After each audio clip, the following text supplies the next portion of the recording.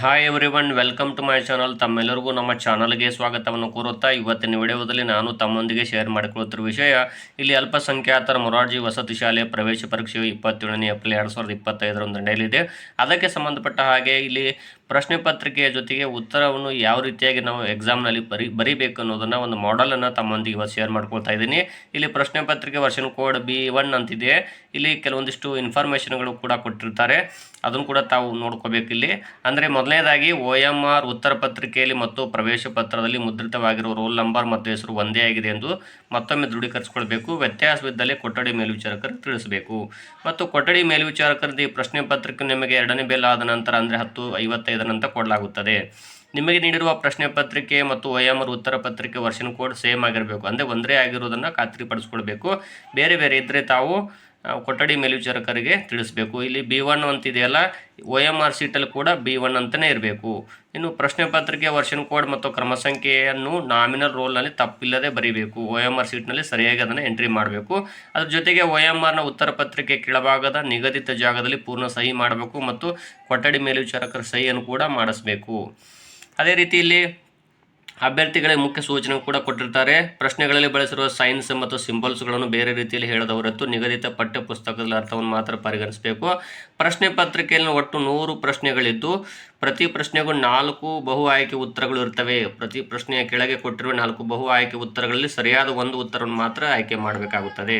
ಇಲ್ಲಿ ಮೂರನೇ ಬೆಲ್ ಅಂದರೆ 11 ಗಂಟೆ ನಂತರ ಪ್ರಶ್ನೆ ಪತ್ರಿಕೆ ಬಲಭಾಗದ ಶೀಲ್ ತೆಗೆದು ಆ ಪ್ರಶ್ನೆ ಪತ್ರಿಕೆಯಲ್ಲಿ ಯಾವುದೇ ಪುಟಗಳು ಮುದ್ರಿತವಾಗಿಲ್ಲದೆ ಇರುವುದು ಕಂಡು ಬಂದಲ್ಲಿ ಅಥವಾ ಹರಿದು ಹೋಗಿದ್ದಲ್ಲಿ, ಯಾವುದೇ ಐಟಮ್ಗಳು ಬಿಟ್ಟು ಹೋಗಿದ್ದಲ್ಲಿ ಎಂಬುದನ್ನು ಖಚಿತಪಡಿಸಿಕೊಂಡು ಈ ರೀತಿಯಾಗಿದ್ದರೆ ಪ್ರಶ್ನೆ ಪತ್ರಿಕೆಯನ್ನು ಬದಲಾಯಿಸಿಕೊಳ್ಳುವುದು. ನಂತರ OMR ಉತ್ತರ ಪತ್ರಿಕೆಯಲ್ಲಿ ಉತ್ತರಿಸಲು ಪ್ರಾರಂಭಿಸಬೇಕು. ಇನ್ನು ಸರಿಯಾದ ಕ್ರಮ ಕೊಟ್ಟಿದ್ದಾರೆ ನೋಡ್ರಿ. ಪ್ರಶ್ನೆ ಪತ್ರಿಕೆಯ ಪ್ರಶ್ನೆಗೆ ಅನುಗುಣವಾಗಿ ಸರಿ ಉತ್ತರವನ್ನು OMR ಉತ್ತರ ಪತ್ರಿಕೆಯಲ್ಲಿ ಅದ ಕ್ರಮ ಸಂಖ್ಯೆಯ ಮುಂದೆ ನೀಡಿರುವ ಸಂಬಂಧಿಸಿದ ವೃತ್ತವನ್ನು ನೀಲಿ ಅಥವಾ ಕಪ್ಪು ಶಾಯಿಯ ಬಾಲ್ ಪಾಯಿಂಟ್ ಪೆನ್ನಿನಿಂದ ಸಂಪೂರ್ಣವಾಗಿ ಬರೀಬೇಕು. ಮತ್ತು OMR ಉತ್ತರ ಪತ್ರಿಕೆ ಸೂಕ್ಷ್ಮವಾಗಿರ್ತದೆ, ಯಾಕಂದರೆ ಸ್ಕ್ಯಾನ್ ಮಾಡುವುದರಿಂದ ತಾವಲ್ಲಿ ಸಣ್ಣ ಗುರುತನ್ನು ಸಹ ದಾಖಲಿಸ್ತದೆ. ಆದ್ದರಿಂದ OMR ಉತ್ತರ ಪತ್ರಿಕೆಯಲ್ಲಿ ಉತ್ತರಿಸುವಾಗ ಎಚ್ಚರಿಕೆಯಿಂದ ಬರೀಬೇಕಾಗುತ್ತದೆ. ಇನ್ನು ಪ್ರಶ್ನೆ ಪತ್ರಿಕೆಯಲ್ಲಿ ಕೊಟ್ಟಿರುವ ಖಾಲಿ ಜಾಗವನ್ನು ರಫ್ ಕೆಲಸಕ್ಕೆ, ಅಂದರೆ ಇಲ್ಲಿ ಗಣಿತ ವಿಷಯಕ್ಕೆ ಸಂಬಂಧಪಟ್ಟ ಲೆಕ್ಕಗಳನ್ನು ಬಿಡಿಸಲಿಕ್ಕೆ ಬಳಸಬಹುದು. ಮತ್ತು ಇಲ್ಲಿ OMR ಉತ್ತರ ಪತ್ರಿಕೆಯನ್ನು ಇದಕ್ಕೆ ಉಪಯೋಗಿಸಬಾರ್ದು. OMR ಪೇಪರಲ್ಲಿ ಹಿಂದ್ಗಡೆ ಬರೆಯೋದಾಗಲಿ ಅಥವಾ ಮುಂದ್ಗಡೆ ಬರೆಯೋದಾಗಲಿ, ಅಲ್ಲಿ ಲೆಕ್ಕವನ್ನು ಬಿಡಿಸೋದಾಗಲಿ ಮಾಡಬಾರ್ದು.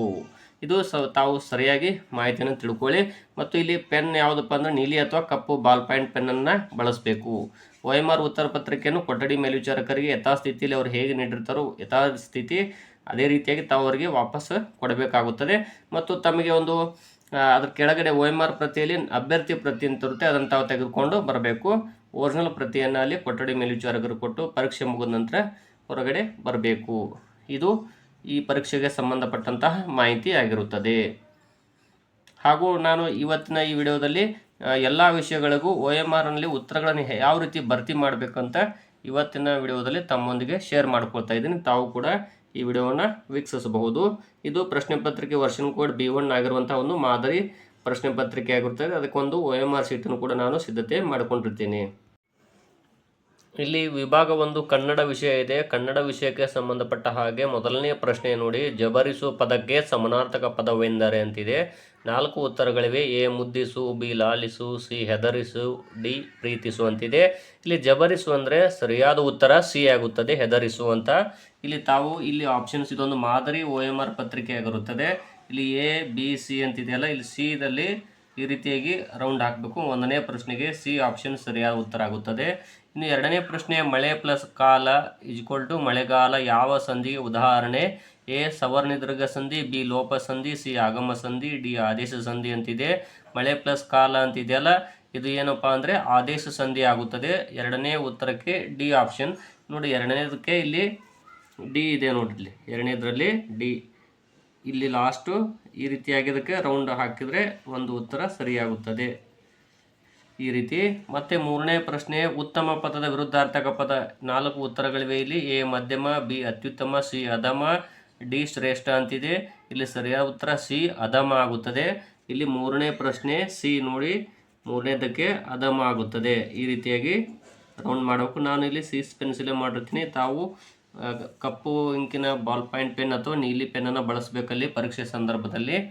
ಇನ್ನು 4ನೇ ಪ್ರಶ್ನೆ ನೋಡೋಣ. ಚಂದ್ರಶೇಖರ್ ಪಾಟೀಲ್ ಅವರ ಸಂಕ್ಷಿಪ್ತ ನಾಮ A Cham Patil, B Champa, C Champa Patil, D Chandra Patil ಅಂತಿದೆ. ಸರಿಯಾದ ಉತ್ತರ ಬಿ ಆಗುತ್ತೆ 4ನೇದಕ್ಕೆ.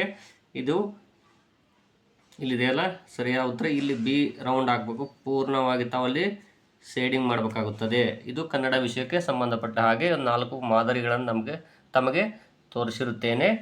ಇದು ಮಾದರಿ OMR ಪತ್ರಿಕೆ, ಇದು ಮಾಡೆಲ್ ತಮಗಾಗಿ, ಇದು ಮಾಹಿತಿಗಾಗಿ ನೀಡಿರುತ್ತೇನೆ. ಇದೇ ರೀತಿ ಇರುತ್ತದೆ. ಇನ್ನು ಇಂಗ್ಲೀಷ್ ವಿಷಯಕ್ಕೆ ಸಂಬಂಧಪಟ್ಟ ಹಾಗೆ ಒಂದೆರಡು ಉದಾಹರಣೆಗಳನ್ನು ತಮ್ಮೊಂದಿಗೆ ತಿಳಿಸ್ಕೊಡ್ತಾ ಇದ್ದೀನಿ. ಅಂದರೆ ಯಾವ ರೀತಿಯಾಗಿ ತಾವು ಸರಿಯಾದ ಉತ್ತರಗಳನ್ನು ಇಲ್ಲಿ ಹಾಕಬೇಕಾಗುತ್ತೆ ಅಂತ ಹೇಳಿ OMR ಶೀಟ್ನಲ್ಲಿ ಶೇಡಿಂಗ್ ಮಾಡಬೇಕು ಅಂತ. ಮೊದಲನೇ ಪ್ರಶ್ನೆ 21ನೇ ಪ್ರಶ್ನೆ ಇರುತ್ತೆ. ಇದು ಅಂದರೆ 1ರಿಂದ 20ರವರೆಗೂ ಕನ್ನಡದ ವಿಷಯದ ಪ್ರಶ್ನೆಗಳಿದ್ದವು. 21ನೇ ಪ್ರಶ್ನೆ, John meet his friend dash a park ಅಂತಿದೆ. ಇಲ್ಲಿ ಎ ಇನ್ ಅಂತಿದೆ, B on, C through, D for ಅಂತಿದೆ. John meet his friend in a park ಅಂತ ಆಗುತ್ತದೆ. ಅಲ್ಲಿ ಸರಿಯಾದ ಉತ್ತರ ಎ ಆಗುತ್ತೆ. 21ನೇ ಪ್ರಶ್ನೆ ಇಲ್ಲಿ ನೋಡ್ಬೋದು ತಾವು. 21 ಇಲ್ಲಿದೆ ನೋಡಿ, 21 ಎ ಬಿ ಸಿ ಅಂತಿದೆ. ಅದರಲ್ಲಿ ಸರಿಯಾದ ಉತ್ತರ ಯಾವುದಾಯ್ತಲ್ಲಿ? ಇಲ್ಲಿ ಇನ್, 21ನೇದು ಇನ್ ಅಂತ ಆಗುತ್ತೆ. ಈ ರೀತಿ ತಾವು ಶೇಡಿಂಗ್ ಮಾಡಬೇಕಾಗುತ್ತದೆ.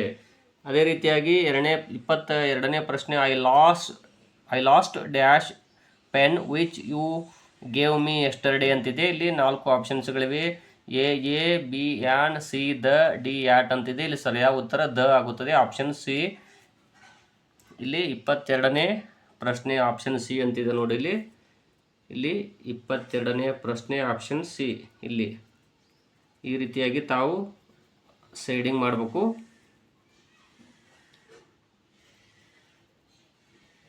ರೌಂಡ್ ಆಗಬೇಕು ಈ ರೀತಿ.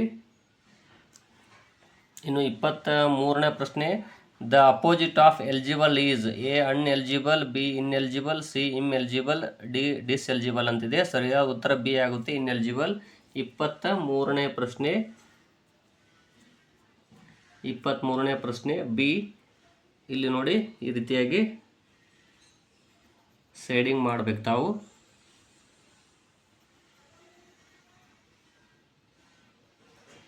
ಈ ರೀತಿ ಇಲ್ಲಿ ನಾನು ತಮ್ಮೊಂದಿಗೆ ಗಣಿತ ವಿಷಯದ ಲೆಕ್ಕಗಳಲ್ಲಿ ಒಂದೊಂದು ಉದಾಹರಣೆಯನ್ನು ತಮ್ಮೊಂದಿಗೆ ನೀಡ್ತಾ ಇದ್ದೀನಿ. ಅಂದರೆ ಸರಿಯಾದ ಉತ್ತರವನ್ನು OMR ಶೀಟ್ನಲ್ಲಿ ಯಾವ ರೀತಿ ಭರ್ತಿ ಮಾಡಬೇಕು ಅಂತ ಹೇಳಿ. ಇಲ್ಲಿ ನಾವು 41ರಿಂದ ಗಣಿತ ಪ್ರಾರಂಭವಾಗೋದ್ರಿಂದ ಇಲ್ಲಿ 45ನೇ ಪ್ರಶ್ನೆಯನ್ನು ತಮ್ಮೊಂದಿಗೆ ಹಂಚಿಕೊಳ್ತಾ ಇದ್ದೀನಿ. ಏಕೆಂದರೆ ಕೆಲವೊಂದು ಲೆಕ್ಕಗಳಿಗೆ ಸಮಯ ಸಾಕಷ್ಟು ಬೇಕಾಗುವುದರಿಂದಾಗಿ. ಇಲ್ಲಿ 45ನೇ ಪ್ರಶ್ನೆ, ಕೆಳಗಿನವುಗಳಲ್ಲಿ ವಿಶಾಲ ಕೋನ ಅಂತ ಕೇಳಿದ್ದಾರೆ. A 75 degree, B 180 degree, C 90 degree, D 145 degree ಅಂತಿದೆ. ಇಲ್ಲಿ ವಿಶಾಲ ಕೋನ ಅಂದಾಗ 180 ಡಿಗ್ರಿಗಿಂತ ಕಡಿಮೆ, 90 ಡಿಗ್ರಿಗಿಂತ ಹೆಚ್ಚಿರುತ್ತೆ. ಹಾಗಾಗಿ ಸರಿಯಾದ ಆಪ್ಷನ್ ಯಾವುದಾಗುತ್ತೆ ಅಂದರೆ ಡಿ ಆಗುತ್ತೆ. 45ನೇ ಪ್ರಶ್ನೆಗೆ ನೋಡಿ, ಇಲ್ಲಿ 45ನೇದಕ್ಕೆ ಇಲ್ಲಿ ಡಿ ಆಪ್ಷನ್ ಆಗುತ್ತೆ. ಈ ರೀತಿಯಾಗಿ ತಾವು ಸಂಪೂರ್ಣವಾಗಿ ಮಾಡೆಲನ್ನು ತಿಳಿಸ್ತಾ ಇದ್ದೀನಿ. ಈ ರೀತಿ ಭರ್ತಿ ಮಾಡಬೇಕು ರೌಂಡ್ ಆಗಿ. ಇನ್ನೊಂದು ಉದಾಹರಣೆಯನ್ನು ತಿಳಿಸ್ತಾ ಇದ್ದೀನಿ. 46ನೇ ಪ್ರಶ್ನೆ, ಈ ಕೆಳಗಿನ ವೃತ್ತದಲ್ಲಿ ಬಣ್ಣ ಬಳಿದ ಭಾಗವನ್ನು ಭಿನ್ನರಾಶಿ ರೂಪದಲ್ಲಿ ಬರೆಯಿರಿ. ಎ 3ನೇ 1, ಬಿ 6ನೇ 1, ಸಿ 4ನೇ 1, ಡಿ 8ನೇ 1 ಅಂತಿದೆ. ಇಲ್ಲಿ 6 ಭಾಗಗಳಲ್ಲಿ 1 ಭಾಗಕ್ಕೆ ಬಣ್ಣ ಹಚ್ಚಿರುವುದರಿಂದ ಇಲ್ಲಿ ಬಿ ಆಪ್ಷನ್ ಆಗುತ್ತದೆ. ಇಲ್ಲಿ 46ನೇ ಪ್ರಶ್ನೆಗೆ ಇಲ್ಲಿ ನೋಡಿ, ಇದು ಬಿ ಅಂತಿದೆಯಲ್ಲ, ಇದಕ್ಕೆ ತಾವು ನೀಟಾಗಿ ಈ ರೀತಿ ಶೇಡಿಂಗ್ ಮಾಡಬೇಕು. ಇದು ಗಣಿತ ವಿಷಯದ್ದು. ಇನ್ನು ವಿಜ್ಞಾನ ವಿಷಯಕ್ಕೆ ಸಂಬಂಧಪಟ್ಟ ಹಾಗೆ ಒಂದು ಮಾದರಿಯನ್ನು ನಾನು ತಮ್ಮೊಂದಿಗೆ ಹಂಚಿಕೊಳ್ತಾ ಇದ್ದೀನಿ. ಇಲ್ಲಿ 61ನೇ ಪ್ರಶ್ನೆ, ಸಿ ಜೀವಸತ್ವ ಕೊರತೆಯಿಂದ ಬರುವ ರೋಗ ಅಂತಿದೆ. ಇಲ್ಲಿ 4 ಆಪ್ಷನ್ಸ್ಗಳಿವೆ. A scurvy, B rickets, C ರಾತ್ರಿ ಕುರುಡು, ಡಿ ಬೇರೆ ಬೇರೆ ಅಂತಿದೆ. ಇಲ್ಲಿ ಸರಿಯಾದ ಉತ್ತರ ಎ ಆಗುತ್ತೆ. 61ನೇ ಪ್ರಶ್ನೆ. ಇಲ್ಲಿ 61ನೇ ಪ್ರಶ್ನೆ ತಾವು ನೋಡ್ತಾ ಹೋಗ್ಬೋದು. ಇಲ್ಲಿ 61ನೇ ಪ್ರಶ್ನೆಯಲ್ಲಿ ತಾವು ಇಲ್ಲಿ ನೋಡಿ 61ರಲ್ಲಿ ಎ ಆಗುತ್ತದೆ, ಸ್ಕರ್ವಿ ಆಗುತ್ತದೆ. ಈ ರೀತಿಯಾಗಿ ತಾವು 61ಕ್ಕೆ ಎ ಆಪ್ಷನ್ಗೆ ಭರ್ತಿ ಮಾಡಿ. ಇನ್ನು ಸಮಾಜ ವಿಜ್ಞಾನ ವಿಷಯಕ್ಕೆ ಸಂಬಂಧಪಟ್ಟ ಹಾಗೆ ಒಂದು ಮಾದರಿ ಪ್ರಶ್ನೆ ತಿಳಿಸ್ಕೊಡ್ತೀನಿ. ಮೊದಲನೇದಾಗಿ 81ನೇ ಪ್ರಶ್ನೆ, ಆಗ್ರಾದ ತಾಜ್ ಮಹಲನ್ನು ಕಟ್ಟಲು ಬಳಸಿರುವ ಕಲ್ಲು. ಇಲ್ಲಿ 4 ಆಪ್ಷನ್ಸ್ಗಳಿವೆ. ಎ ಅಮೃತಶಿಲೆ, ಬಿ ಬಳಪದ ಕಲ್ಲು, ಸಿ ಕಡಪದ ಕಲ್ಲು, ಡಿ ಕೆಂಪು ಕಲ್ಲು ಅಂತಿದೆ.